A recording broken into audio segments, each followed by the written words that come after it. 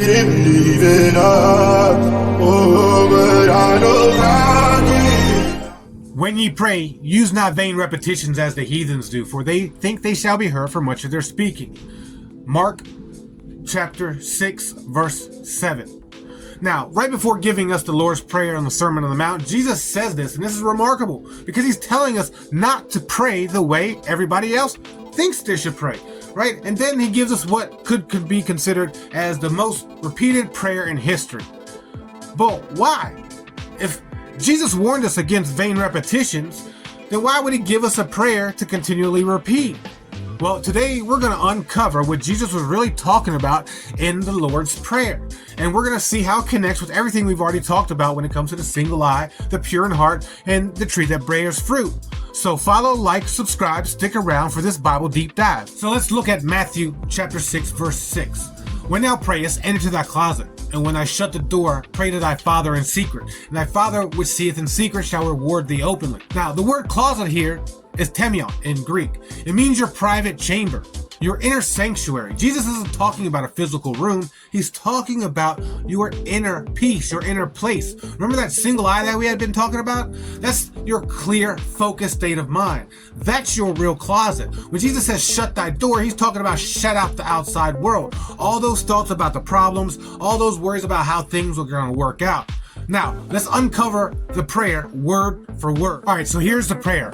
Our Father, who art in heaven, hallowed be thy name, right? That's the beginning. That's Matthew chapter 6, verse 9. Now, the word heaven here is oranos, right? It means the realm of perfect ideas. It's not a physical place up in the sky. It's a perfection of universal law. Hallowed be thy name is just reiterating the perfection, right? Because name in biblical terms is the essence or the character. So hallowed be thy name just means a holy perfection or a perfect physical idea or perfect idea. Now, when you say our Father which is art in heaven, you're not reaching up to a distant God. You're acknowledging the perfect pattern of everything right there where you're at. Thy kingdom come, thy will be done on earth as it is in heaven.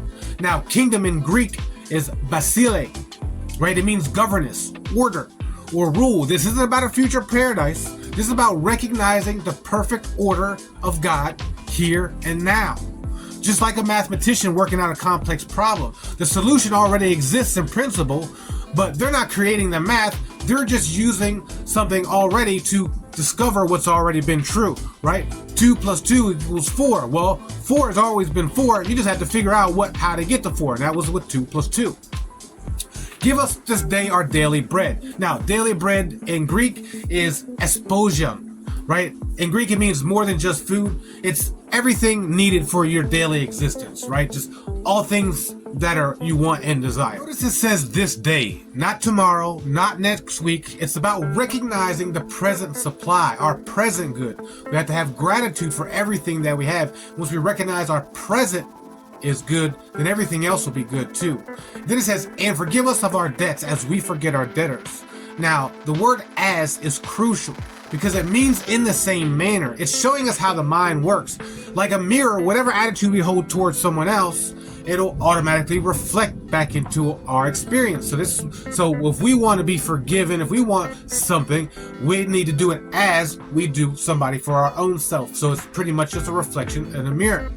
Then it says, lead us not into temptation, but deliver us from evil. Now, temptation is paramos in Greek. It means testing or trials. And we're not asking to avoid challenges, but for understanding to move through them. Because you see how it says, lead us not into temptation, but deliver us from evil. Well, what's evil? Evil is anything that could be assumed or opposed to be evil or bad, opposed from good, right? So temptation is the thing leading up to that evil. So all we're asking is for understanding to know that anything that looks bad really isn't bad, and I'll give us the understanding to understand that it's not bad, right? Okay, for thine is the kingdom, the power, and the glory. Now, this isn't necessarily just ceremonial. It's acknowledging that the power actually really exists. It's in principle, not in person. And this is why Jesus taught us to shut the door first. Because when your mind is clear, the single eye, and your heart is pure, uncontaminated by doubt, you can see what you're praying for is already exists in principle, in heaven. Lord's Prayer isn't a petition, asking for something. It's about recognition. Each line is acknowledging something that's already true in principle, and this is bringing it into expression through our own understanding. Jesus gave us this prayer. He wasn't giving us words to repeat. He was giving us a pattern to align our minds with truth. Each line builds upon the previous one, completing a complete shift in understanding. Now, I want you to remember, this connects with the other videos and other teachings we had talked about before. The single eye gives us a clear vision to understand these principles. The pure in heart allows us to receive them. And then the tree and its fruit is that we hold in mind the production and the producing of after its kind. So whatever we hold in mind, we produce after its kind. Now, your homework for this week is I want you to practice the Lord's Prayer with this now new understanding, right? I want you to notice how each line affects your state of mind, and then watch for opportunities that just so happen to pop up in place throughout your daily life. And I want you to make a comment in the comment section. Let me know what you think. And as always, follow, like, and subscribe for more Bible deep dives.